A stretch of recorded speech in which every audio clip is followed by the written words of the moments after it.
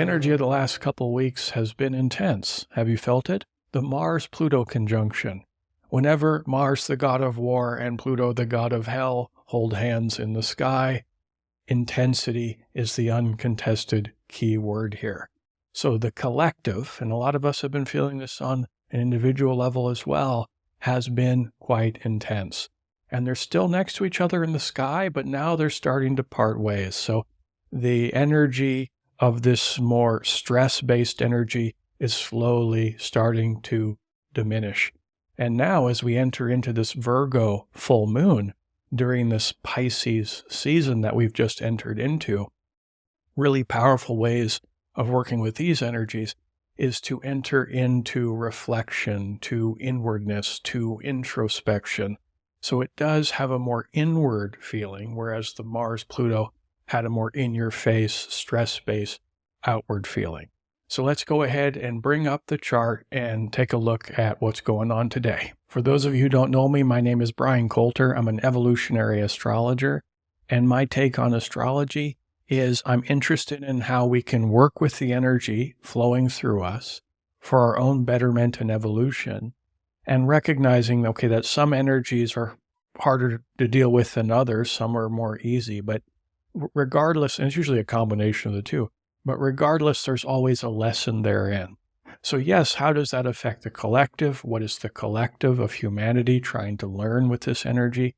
But then how can we as an individual be proactively engaged, not only in our own evolution, but recognizing that the more we raise our consciousness, that will ripple out into the external environment and have a positive impact on the collective as well. So, obviously, first thing we notice right here is we're in the beginning of Pisces season. We got 4 planets in Pisces right now, so this archetypal field is very, very active. And the sun is next to Mercury and Saturn in this sign. And of course, the implicit in that is that the moon is in Virgo, because the full moon is always going to be opposite the sun. And I'm going to say a lot of things about that, because really that's the core of what we're working with here, at least over the next couple weeks. But I just want to return to what I did at the introduction here, where as you can see, this Pluto-Mars conjunction, they're starting to separate, and Mars is pulling away from Pluto and entering the loving embrace of Venus, the goddess of love. So, here you have Mars, classically known as the divine masculine planet. Venus is the divine feminine planet. Here they are, very much the natures of these planets are very yin and yang in and of themselves, creating a polarity. And whenever those polarities come together in the sky, it creates a lot of intensity in the form of passion. It's a creative life force energy. And we can say some more things about that, but I just want to recognize, Pluto and Mars is intense, although it's dissipating, but it's still active during this full moon. And then we have this other set of points here, which is the north node of the moon, right next to Chiron, in the sign of Aries. Now, why this is creating the biggest theme in the sky right now is both Pluto and Chiron, both of these planets, are related to woundedness. I introduced Pluto as the god of hell, which is simply a metaphor for the hells that we create inside of ourselves, which are a summation of trauma-based energy. It's a deeply psychological planet in our understanding of it. So deep psychological and emotional traumas, that's Pluto's domain, but it's also about the process of transmuting those traumas, those inner hell worlds, into paradises. Chiron, similarly, being the wounded healer, does put an emphasis on woundedness as well, and then using that woundedness as gifts as a healer later on. So heal thyself to become the healer. I got to say, Pluto tends to be the deeper variety of wounds that tends to span over multiple lifetimes. But regardless, they're both connected to woundedness. Chiron next to the north node in Aries, well, Aries is the sign that Mars rules. So here you have Mars next to Pluto, the planet of woundedness. Meanwhile, Mars naturally rules Aries, and Chiron also linked to woundedness. So as you can see here, although these planets are very different from each other, they are connected to trauma and what we're going to do with that trauma. So woundedness related to Mars, the war god, and Aries, the warrior and the pioneer. These symbols, both of them have a lot of affinity between the two of them. So the dark side of the warrior, which is associated with Aquarian energy, which is the challenge of rejection, betrayal, and abandonment, and the pressures that the collective or the sea of people places upon us to conform, to follow the herd mentality. Well, Aquarius is the rebel archetype, is about breaking free from that conformity. So breaking free from the status quo of the generation that you're, growing older within, related to warrior or yang or divine masculine energy. Now, when I say masculine energy, I'm not talking about gender here. Again, it's all about polarity. We have yin, we have yang. Okay, we have positive polarity and the negative polarity. Negative doesn't mean bad, it's just a different set of energies. So working on your traumas is hard work. And especially with the North Node here, the nodes deal with the karmic lessons of the collective. Right now, we're trying to grow out of the dark side of the Libra South Node and embrace the higher octave expression of the North Node in Aries. The dark side of Libra is being lulled into the state of passivity.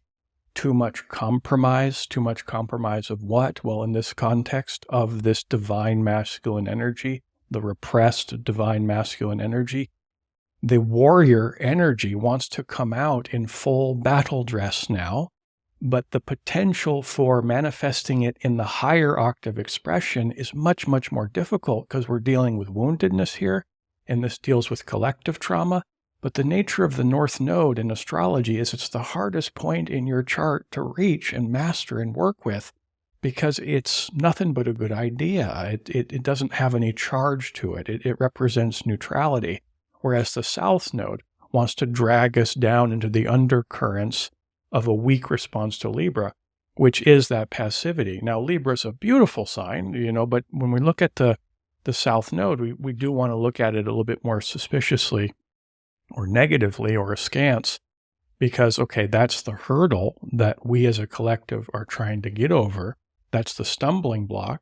How we turn that stumbling block into a stepping stone is try to manifest this warrior energy linked to our trauma in a way that is profound and healthy and will create more of that divine masculinity within us, instead of a clunky and unnatural and traumatized, wounded inner child, if you will, which, since the North Node is so involved here, it's hard to do in a way that it is powerful, and it's easier to do in a way that is more that wounded child. So the holy grail of this manifestation is the higher octave expression of the warrior, which is strength and courage, integrity, leadership, the energy of the provider or the protector who seeks to protect those who are more vulnerable.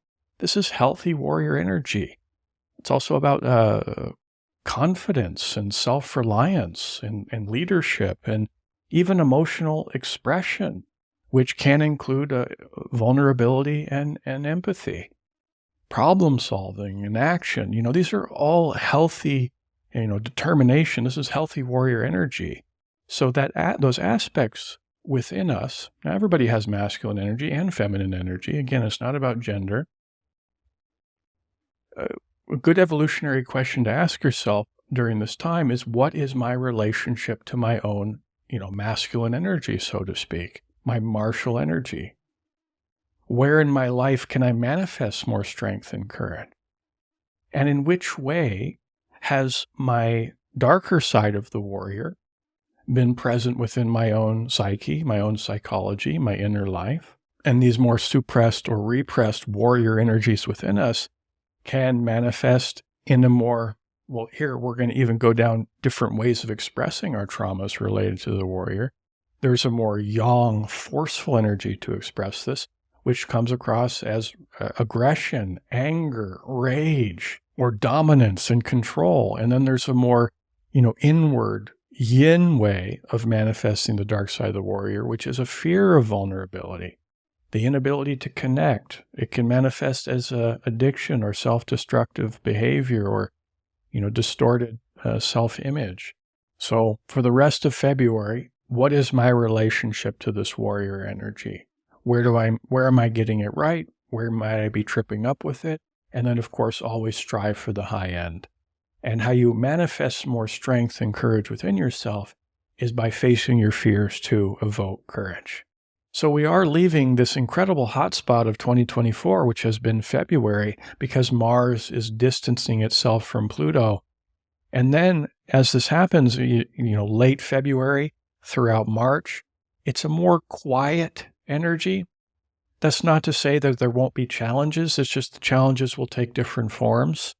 But it is a period of time that is more about inwardness. And this is all necessary in preparation for arguably the most important month of 2024, which is April. Because in April, we have Mars meeting up with Saturn, major event. That's another hotspot or tension point. Simultaneously, you have Jupiter meeting up with Uranus in the sky. This is a semi-rare event, doesn't happen very often when you have these slower moving outer planets. Whenever they come together, it's a major event. So you have the Mars-Saturn and the Jupiter-Uranus in April. I'll talk more about that in the coming videos, but wow, April's going to be wild. Meanwhile, in preparation, what do? We commune with our inner natures. We connect to our emotional world, to our spiritual world. This is the essence of Pisces, classically known as the mystic archetype. Very creative energy as well. If you're an artist of any kind, there's so much creative energy in the sky right now with all the Pisces, even the Taurus, planets in Taurus, that's a very creative sign. The passionate energy of Mars and Venus, Mars again, masculine, Venus, feminine. So this is like when masculine and feminine energy come together, it's the creative life force. Venus is also the goddess of the arts in the sign of the inventor, Aquarius, so much creative energy. So the potential to enter into communion or an ecstatic state with the divine through the act of creative self-expression is heightened here by a large degree because of these planets. And then there's the other side of the more mystical side of Pisces, which is about spiritual development, ultimately. And in my opinion, that's the most powerful way of working with these energies, is through meditative states. Now, before we talk more about that, let's say, okay, you have Sun and Mercury coming together through the conjunction. And Mercury is also the planet that rules the moon sign of Virgo. So a lot of mercurial energy in the sky right now. And Mercury is the fastest planet in the solar system. It rotates around the sun once every 88 days or so. So it represents sheer speed. So although you have a more quiet, quiescent energy, especially after the Mars-Pluto conjunction, it's still going to feel pretty speedy, where the goal here is to learn. Learn what? Well, everything might seem too glib of an answer, but it's not too far from the truth, Soaking information up like a sponge, data in, data out. And the Sun and Mercury, what they have in common, although they're very different planets, what they have in common is they're both planets that are linked to the concept of synchronicity or omens. So during this time, for a lot of folks, especially if they're focused on their spiritual development through some form of meditation, which can take so many different forms, synchronicities abound. So, we circle back to that question, learn what? And, I said everything. Well, allow the breadcrumbs to fall before you and just follow those. That's kind of the simple hack here. And look for those odd coincidences. It's almost like the universe is trying to point your attention in certain directions in terms of, what it is you're supposed to learn. Now, in terms of Saturn here, Saturn's usually described in a negative way. I do like to leap to the defense for Saturn, because Saturn isn't bad, it's just hard. It's about rolling up your sleeves and getting down to work. It's about applying yourself. It's about bringing the best of who you are and what your capabilities are to accomplish something big. It's about, putting in the hours. And, this presents many challenges during this time, especially for the collective. This is something we've been working with since about March of last year when Saturn entered Pisces, where it's harder and harder to distinguish between what is real, represented by Saturn, the most reality checkish planet in the zodiac. So distinguishing what is real and down to earth and practical and reliable, and that kind of blending and merging with that which is not real, which that is a mirage or an illusion, which would be one side of Pisces. So the confusion between what is real and not real, of course, we're in this Aquarian age. This is about technology. AI is a major factor in this. I've said these things in videos before. I've been tinkering with AI. I find it kind of fun, and I'm a bit of a geek myself, so I like to tinker with these things. And I actually created on my last 2 thumbnails for my videos, you can go check them out on my channel page, a picture of me generated by AI. And you can kind of tell it kind of looks like me, but, not completely. But this is, AI development is in its embryonic stage. So this is just a taste or a teaser of what's to come. And they call them deep fake videos and audios out there on the web where it's not real, but it's confused as real. And for this to be a major challenge, because Saturn's always about challenge in this more illusory sign of Pisces, for us to be entering into the challenge of deep fakes in an election year where 42% of the population is having a major election is like, yikes. So, this is still a big challenge for us, especially as the Sun and Mercury meet up with Saturn in Pisces. Saturn is so strong right now. So look for that to be a major hurdle, people getting bamboozled or fooled, we'll see these things, happen in a significant way over the coming weeks, I'd say. But again, I like to keep it personal. Okay, how do you work with Saturn in Pisces on a personal level? Again, Saturn's about hard work. And this could be the great work, the hard work of bringing that which is in your imagination, Pisces, and then give it some tangible, practical form, Saturn. That's a beautiful way of working with this creative energy. It's like, how can I construct what's in my mind and make it real, which can be quite challenging.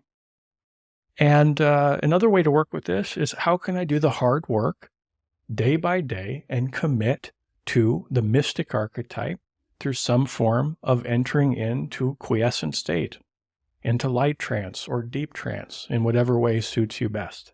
But since there's so many different styles of meditation, how can we consult the signs and planets here to point our noses in the right direction of what specific type of meditation?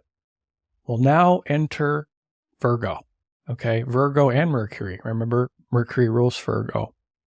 So Virgo is known as the virgin archetype, which is following the virtue of purity, basically, is all that means. It's more commonly known as perfectionism nowadays.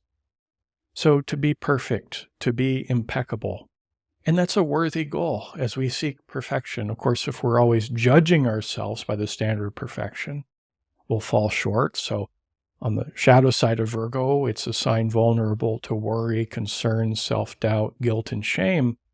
But if we can stay proactively engaged on the road towards perfection, whilst simultaneously recognizing that's probably an impossible standard, but still a worthy one, on the positive side of things, Virgo is evolutionary rocket fuel. It's like, whatever I am, however I've developed, I'm not there yet. There's still further to go. So if we can come from this less self-defeating side of Virgo and embrace perfection as a great work to strive for, a little bit of work each day, and to do that through meditative states. So meditations that are more aimed towards introspection, aimed towards raising our conscious awareness about, yes, our emotions, but also the habitual thought structures of the mind, especially with Mercury conjunct Saturn. Again, Saturn is about structures. Mercury is about the mind, is about the thoughts, is about speech.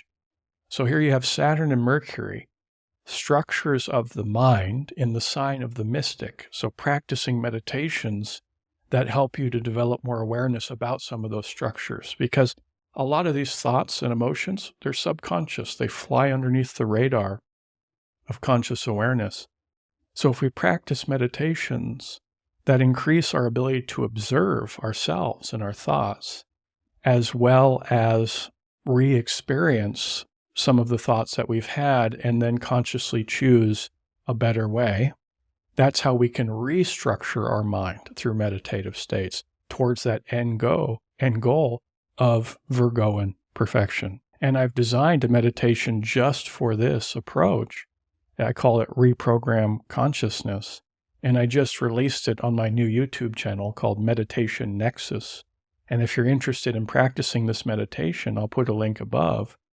I do recommend practicing it once a day for at least 14 days. 30 is even better, but you do what you can.